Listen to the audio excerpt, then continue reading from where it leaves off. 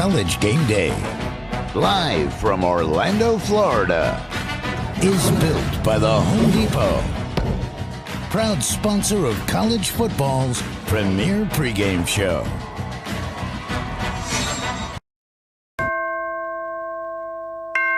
All together, all together, all together. See who's ready to play today. It doesn't take much explanation. This is a big, big game. Definitely get a bit nasty and a bit chippy. There's a lot of personal vendettas going on. It makes me want to just put my helmet on, put my pads on, and go out there on that field. We're a team that'll compete for 60 minutes. All 11 guys on the field going as hard as they can every snap. Good is not expected of you, great is. Whoever wins runs the state. We have a lot of pride in wearing that U on our chest. We are the Gators. It's all about the U. This is our state.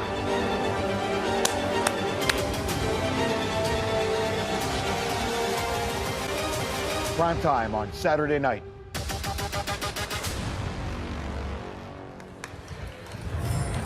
Oh, man. Let's go. Who's ready? Coke Zero Sugar counting us down to kickoff. Just over 7.5 hours until number 8 Florida takes on Miami. You know, Lift Orlando is a partnership between the College Football Playoff Foundation and the City of Orlando, Florida Citrus Sports, and others created to help improve the lives of the residents living in the shadows of Camping World Stadium, where the game will be tonight. Its investment includes a STEM garden at a local park, corresponding curriculum at nearby schools, and some initiatives. It also include community health and wellness programs and job placement programs to help with the local residents. A great example of college football reaching out past what goes on in the field. In Mullen, they do trust after a strong debut season last year for Florida. Gator head coach joins us right now. Look, you love the intensity of these big games. What do you think you'll find out about your team playing in this rivalry game this early? We'll see where we're at and see how, if we prepared, we're ready for this season coming in. I know we finished last year on such a high note. Guys were so excited going into the offseason. And ready to work, and here we go. We're picking off. You finished last year, with a big game against Michigan, but open up with really a bigger game here against Miami. And so there's no better way to start, than this. I mean, we're on Main Street, USA. Can't beat it. Main Street, USA in college football. Does it get any better than that? We agree. Man, we've been talking a lot this morning about guys going into their second year as head coaches. You guys had such momentum in the last 4 games that you played. Talk up for the fans what that second year allows you and your team to. How do you benefit in that second year compared to that first year when you still won 10? Well, there's the first year. There's a lot. Everything's new and kind of exciting, but there's still maybe I don't know if it's doubts or questioning. The players. Hey, this is the first time we've done a pregame routine. This is the first time we've done Friday night meal. This is the first time we've done this off-season workout. Year 2, there's familiarity with it, and there's comfort with it. There's comfort with how we're going to practice. There's comfort with, what our routine is as we get into game week. There's comfort with what off-season workouts and what we're trying to get out of them and how they're going to develop. And the guys have saw the progress they made. The year 1, we asked them to buy in, and they bought in, and all of a sudden they see the progress they made.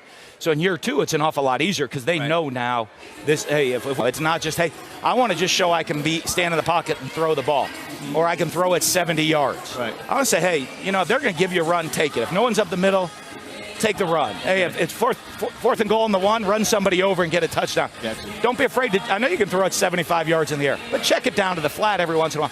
Manage the game and be a big-time quarterback. Is this what it's like when you have your headsets on and the crowd noise? We got the parade. We got the parades coming right here. All I know is my daughter Breland. I got to say hi to her. She stayed home. Oh yeah. Because I said, hey, we're coming over to Disney, but we're just coming to do the show, and then we got to go play a game. Yeah. She's like, well, if we're not staying at Disney, I'm just going to stay at home. Smart young lady. I want to ask you one last thing. We had Michael Irvin and Tim Tebow on talking about, Florida and Miami and Florida State, and they talked about it, Tim especially saying there's going to be a lot of intensity before the game. How do you manage wanting that but not letting it turn into a fight, pregame at the 50-yard line where guys are getting after each other? We're expecting a lot of emotion tonight. Well, I think there is. I think there's the rivalry, but I think you also got to respect the game of football. I mean, we are kicking off the 150th year of college football on the biggest stage that you could have. We're the only game on. Everybody's watching. Everybody's excited, and it's a heated rivalry game. And what's going to make a difference in the game is not the jawing and the yapping. What's going to make a difference in the game is how hard we play between the whistles. Yeah. And if we do that, we're going to put ourselves in a position to win the game. And if we keep that our focus, enjoy the moment, embrace the moment, embrace the scene, but make sure we're focused on what's happening between the whistles. Dan, wish you all the luck in the world. We can get Thank to you. Space Mountain real quick. How about this, right? Hey, I'll hit Space Mountain, Splash Mountain, right? The Seven Dwarfs Mine Train ride. That's always a family favorite right there. Let's see if we can get Dan on a ride. That's his ride of the season. Dan Mullen, the head Here we coach come of the now. Gators. Here they come. There is the parade that's going. Mike Corbin's our celebrity guest picker, and he's got a Big East logo here on his. We got to get you a New Jersey, Mike. Throwback. Great success, man. I'm trying to bring up yesteryear and usher us into a great future tomorrow. Let's do some picks. Hey, by Chevrolet to play virtual Saturday selections. Just go online, ESPN.com, search Chevrolet. We're counting down to the headgear pick. Mr. Corso's won 4 straight season-opening headgear picks. The last time you were wrong, pick Clemson over Alabama. But we'll start with BYU and Virginia. They got 3 former head coaches on their staff. That's the difference. Virginia and an upset. You know, we keep track of your picks, right? No, please don't say it now. BYU's defense is the story of this game. I think they'll play outstanding, and I like them on the road.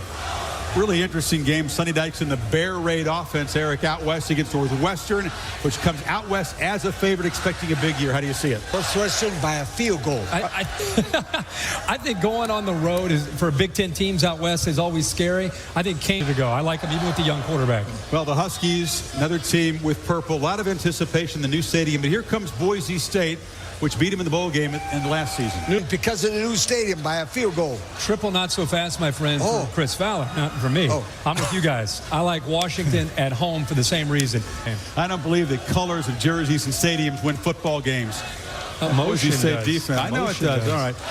LSU and TCU. We got another team in purple. Can TCU get it done? A young team against the big bad SEC. The game's in Arlington. Bring it on. Got a lot of Not so fast, my friend. You know why? A defensive struggle. Very close. LSU by a field goal. This is going to be one of the better games, but I'm going LSU. That's a big plays against TCU. All right, another Big 12 versus SEC game. Can Oklahoma State's up-tempo offense wear out the Bulldogs? Good pick because of the Big 12, right? Closer than the experts think. Closer than the experts think. I think this is a shootout. I think Oklahoma State's going to score, but I think Mississippi State can also score. Field, I think it's a shootout, but I'm with Oklahoma State finding a way to win it at the end. Yeah. If the Pokes don't win, that's a huge hit for your Big 12. That's the team that's supposed to win the league. And Mississippi State neutral field. Yeah, I love it. Got to win that one. Got to win that one. Washington State against Auburn. You got Malzahn, high IQ play calling. Who wins that? Auburn. It's a long way from Auburn, Alabama to Pullman, Washington. Okay, Auburn. Good pick. By 2 touchdowns. Auburn. I even have it highlighted. Washington State's going to move the football, throw the ball, and have success. But the heat and humidity in the second half falls on. I like Auburn, but it's going to be a battle. We almost had a Ryan Lochte moment out here. What is it about people who pick Auburn? But you like Auburn. We'll establish that. Yeah. Now, I think Penn State, the Lions, as they take on Syracuse at MetLife, they also Penn State gets win by a touchdown and a field goal. I think this is a closer game. Allen comes over from Oklahoma as a quarterback for Syracuse. I just think that Penn State and Bill. Miami and Florida. Let's start with the Bear. Bear, who you got? Florida's going to win the game. I don't think Miami's offensive line is up to the task yet tonight. I don't think it'll be a blowout at all. I think Miami will play well just because how last year started. I think the game does mean more to Florida, and I think they have the more proven team. I think they're the better team. I think Florida will win the game. Bear said that like he read tomorrow's newspaper. Florida win the game, you know. All right, Herbie's not going to make a pick because you're going to be calling the game tonight a little bit. They'll take him seriously. And I don't mind saying this. I'm concerned about that offensive line. We got some young guys on that offensive line. But there are 2 ways you're doing it in college football. You can be Nick Saban, and he's like God looking down on everybody, or Dabo Swinney, who has everybody. He's so into those kids, and I think that's what Manny Diaz is for the University of Miami. Miami wins this football game. Man. All right. Okay, let me tell you something. In Florida. And remember one thing. Miami has beaten Florida 7 out of the last 8 games. 7 out of the last 8! Oh, my God. I forgot to tell you one thing. Florida has won the opener 28-1. Recent openers. They've won 28 or 29. So you know what I mean, sweetheart? I'm going with the Canes. Really? No, wait a minute. Canes? That looks like the Gators. That's a Florida Gator headgear. I'm going with the Florida Gators. Okay. I was just checking to see if you were listening. We're always listening, LC. He's got them all covered. That hat. Right. Pick the Canes and look at our friends here. Oh, man. You watch Goofy's movie, How to Play Football, at some point to get you ready for the season. We got Donald and Daisy here, Mickey and Minnie. Thank you guys for being such unbelievable hosts this week for the Week 0 College Game Day. And thank all of you out there, too, who gave us such a great setting. The Main Street USA. Look at that. Michael's flashing review. A lot of Gator talks. Old Crimson, national crisis averted. Old Crimson made it to College Game Day for 225 consecutive appearances.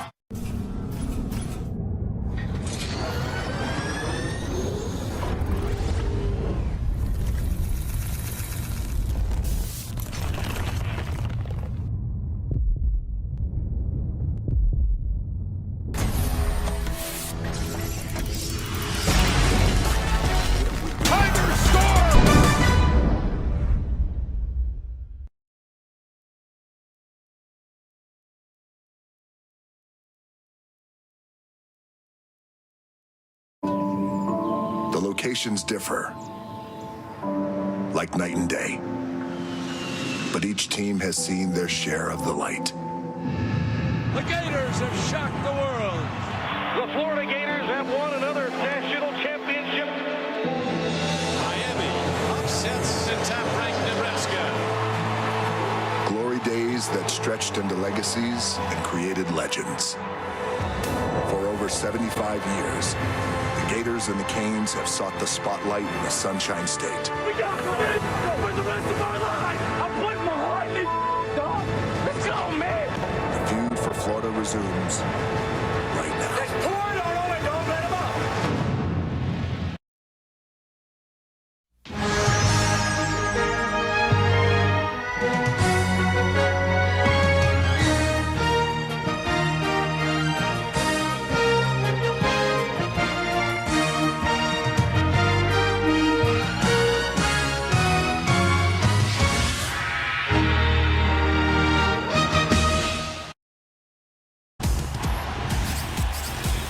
Welcome to College Football Primetime, presented by Hampton, by Hilton.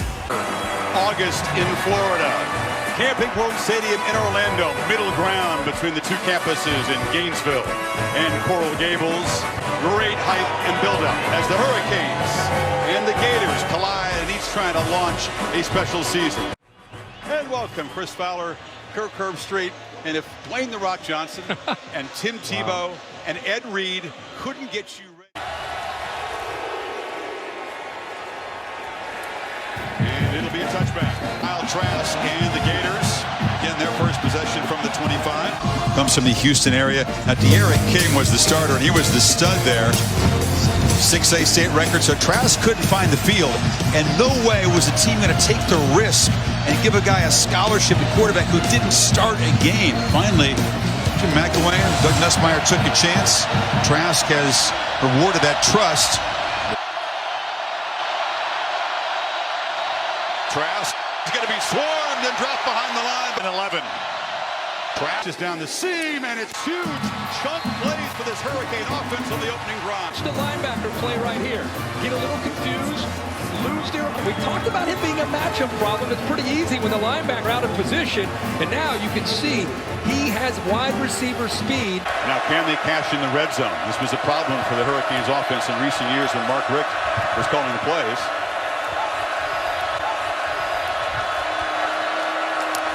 Look to the boundary to get there with his legs. Takes a shot but earns the touchdown. Jones banged into him, but King pays the price. And this touchdown will count. Trask against a four-man rush, delivers high, intercepted. The first appearance in 2020 of the turnover shade this year, and it's gotten, I would say, bigger and flashier every year. Rep the 305. Now it's the whole state of Florida. Energy. This is a team right now. King rolls out, looks downfield, caught. In the clear, it's a foot race. And the Gators will finally chase him down inside the 10. Down deep, Wiggins. Well, to get a reaction like that from Rip Lashley tells you that they worked on that play all week, knowing that they'd get a certain look, and when they do, you got to make the throw. Harris dives, touchdown, Miami. 2 possessions and 2 scores for the game. Chris Fowler back with Kirk Herbstreit. Alice Miami, 14. Gators who have continually come from a touchdown behind must come from 14 downs. 5 receivers, empty backfield, plenty of time on the clock. Trask against a 4-man rush, delivers high. The Gators hit a deep ball. Fight and escape. Is he close enough to Diaz? Throws that ball early. Watch him anticipate this. Throw that ball well before Copeland was at the top of his route. And that shows you the confidence that Trask is playing with. Trask and fires, hits, touchdown. And the first time Rhodes Starter looked cool on that drive, didn't he? Well, he sure did. Showed patience this time. Again, give the offensive line a lot of credit. That was fantastic by Kyle Trask. Working left, trusting his offensive line, comes back and finds the throwing. Nice job of working through his progressions. Harris off and try to show his quickness to the edge, and the Gators are all over it. Yeah, they be second down. They want to. If you're going to throw and trick us, fine. Throw it and see if you can complete it. But as soon as he initially goes to his left or to his right, it's a race to the corner. Who can get the third running play called? And Harris, good job. He does a good job. The defense flies around. Rolls and throws. It'll be third down. You see 8. Reese, made the tackle. Lou Headley, who leads the universe in tattoos. I ask him how many, but it's kind of all just one. Yeah, that's one. On the forearm is the favorite tattoo of him. It's a cow being abducted by an alien spaceship. You need say nothing else about the dude that he has that tattoo. He said he'll be nervous though. Western Australian drives it low, and it's returnable for some change of quarterback. Kirk Emory Jones, we knew we'd see him. Jones looking to throw, lofts into the end zone. Ball caught, touchdown! Kadarius Toney. How about the throw effort by Emory Jones to put it up, give his players a chance to make a play. And both Gator quarterbacks have been outstanding. They've been 2 75-yard touchdown drives for the Gators. 12 plays, then 13 plays, and this game even again at 14. What a play. Pontiac G6 halftime report. The Buckeyes found a way to get by.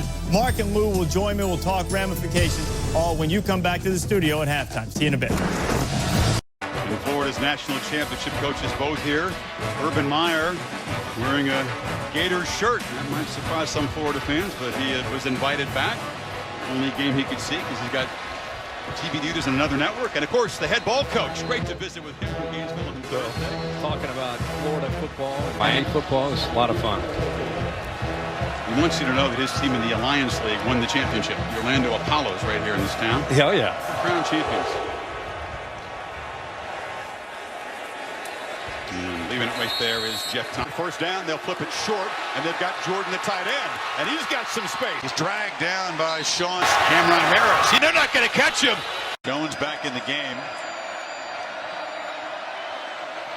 It's a straight run, and we're seeing shades of Chris Leak and Tim Tebow when Mullen was the offensive coordinator for Urban Meyer. They kind of rotated within the game, playing different roles. It feels like that. You're right. Now, so while he's shuffling these quarterbacks in with his headset's kind of off, he's got to also be aware of the time. And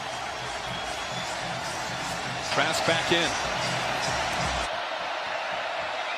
far side throw. Catch made by Jacob Copeland, and Trask sharp again. Gators in business inside the 40. Well, he's sitting in no man's land in that pocket right now.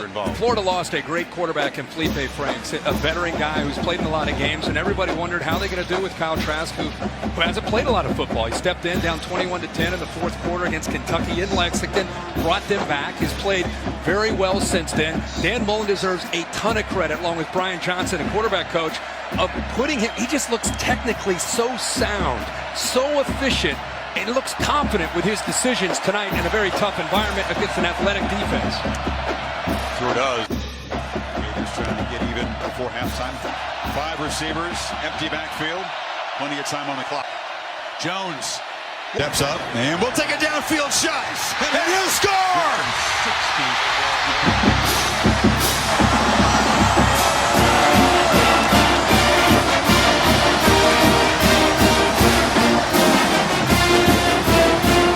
54 yards. Dink dunk, and finally, Kirk, they strike deep.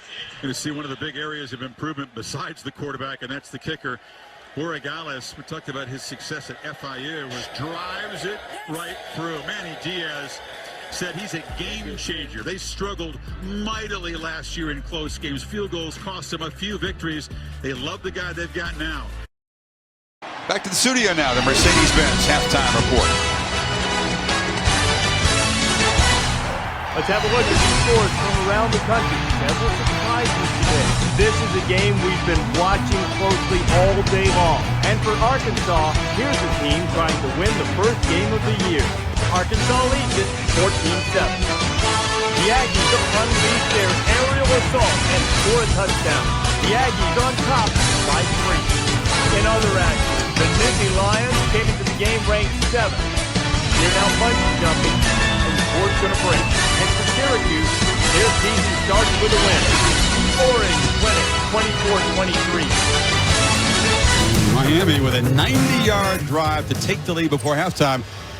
They're the team that's the underdogs. They're the team that didn't feel a whole lot of respect from the nation or the other side coming in, and they've got the lead despite a lot of mistakes. Well, we saw a lot of momentum swings. I mean, Florida, in their first series, 3 and out, all of a sudden, deep in their own defense, a ton of credit. Because the main reason Miami is in this game is their defense had their backs against the wall, came up with play after play, and especially those turnovers to get the ball back. Maria? Yeah, Chris, and the message for Manny Diaz and his team was all about momentum. It's about starting fast coming out of the locker room and finishing strong as this game comes to a close. But really the message he wanted to deliver to his team is playing to their potential. He said, imagine if we didn't have any penalties or we made all the tackles that we were supposed to, that we would be up even more in this matchup. No one expected us to be here, but we are here right now. So just playing cleaner football could get us the win in this one. And that defense will be on the field momentarily. Back in the game on 2nd and 10. That's good news. King from the pocket takes off, has yardage, lowers the shoulder, shows some toughness. That'll impress teammates. Ventrell Miller, the linebacker, watch how slow he is, worried about play action pass to Phil. Again, the athletic ability to pick up some big yards, and he picks up a first down. King, big crease, busted to the open, down the sidelines, touchdown, Miami. Answer very quickly with the drawback. When you have a back that can do damage like Cam Harris, he did that earlier. You fake here, watch how it impacts this linebacker. Surprised if they don't move Pitts out. Right now he's in tight. Jones is running all the way and wide open. Pitts running free, and the tight end continues to be a weapon. Jones still at quarterback. Option look to the boundary, and a pitch late. Grimes still battling. Grimes trying to get upfield, uses his speed to run away from the linebacker. 2nd and 10. Trask gets the ball out quickly. It's a slant, was thrown behind his receiver. Against zone, he just the ball gets out quickly. When it's against his pass rush, when they turn loose to linebackers, you got to get the ball out of Trask's hand. And the crowd roaring each time. Tremendous job with the Gator offense. Now it's an option look, and Trask with that brace on the knee keeps it, catches him napping and gains 8 yards. Hand it off to Damian. Now busting into the clear. He scores a touchdown. Another long, impressive drive by this Gators offense. A tremendous fourth quarter team, haven't allowed a point in the last 5 fourth quarters, but their offense will have to come from behind. They've got a good one. 15 minutes to play. Florida 28. Emory Jones now into the lineup. They try to spread this Canes defense out and try to win some one-on-one battles, something that's been very challenging for them against a Canes secondary that's breaking in 3 new starters. That's holding a great point. They thought they could make plays downfield. That was the concern for Diaz and the defense, giving them up. Jones backpedals, fires, and wide open, down near the 10. Catch your breath because they're often playing fast at the big play. 2nd and 4. Trask, Malik Davis, touchdown! Dan Mullen, you might say, why are they running the ball here in the fourth quarter? That's actually been a strength of theirs. Dan Mullen told us this week, we can't abandon the running game. It may not work, but look what they've done in the fourth quarter. King fires, long throw to Pope, who makes the catch, slips a tackle. Very poor tackling by that Florida Gators secondary. Unwillingness to make a play. Strong words, and I agree with you. Is Grantham going to blitz? Is he going to sit back? Showing it. King still surveys the field. Has a man wide open. And that's Brevin Jordan, the tight end. How do you lose him? Does a nice job of feeling that he's got some pressure from his left, and he knows right away to get the ball to Brevin Jordan. Doesn't need a huge play, doesn't try to do too much, and they go tempo right off of that first down. King looks downfield, caught, touchdown. Miami reclaims the lead.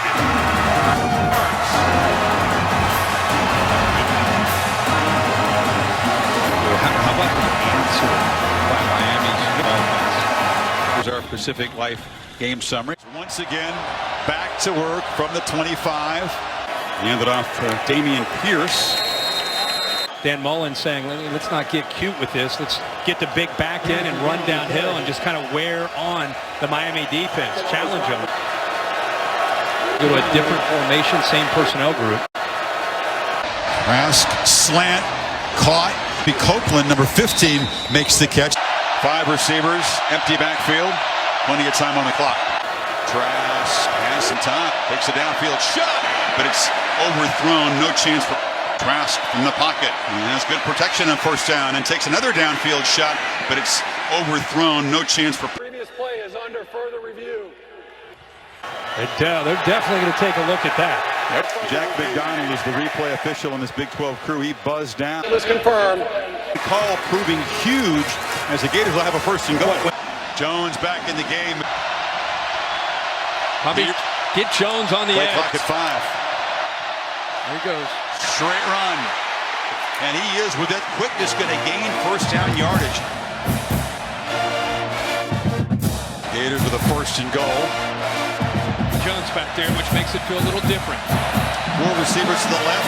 Jones is running all the way. Touchdown! And the Gators are on top. For Dan Mullen to not hesitate at all, not just with Trask, but also bringing in Emory Jones and kind of throwing havoc into the wind. One of the defining plays of the game, and the young quarterback pressure. Quarterback down, and the Gators make a stand. And the timeout paid off. Sure did. They just pinned their ears and came out. Needed a miracle before on 4th down. Gators defense trying to summon all the energy they got left. Takes a downfield shot, and that should do it. Ball goes over on down.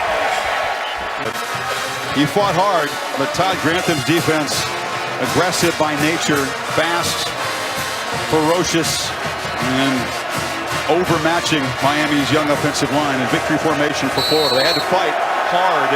Favorites in this game who expected to roll. The Gators got what they expected, a victory. And Miami showed up, competed, but coming up short. Heck of a game here Kyle Trask very well prepared. Dan Mullen brought his team in. They faced some adversity, lost a number of players that they were really counting on. No one's not into moral victories, but they should be proud of the way they played through some adversity.